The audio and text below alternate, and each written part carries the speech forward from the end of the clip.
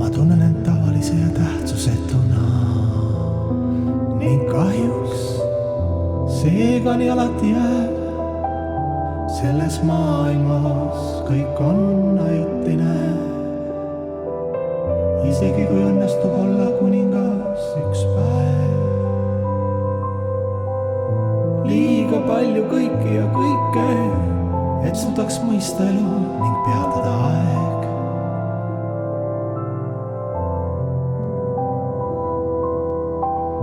Võib ju illusioonidega end petta korraks, aga varsti näed, et asjata on kõik see vaev.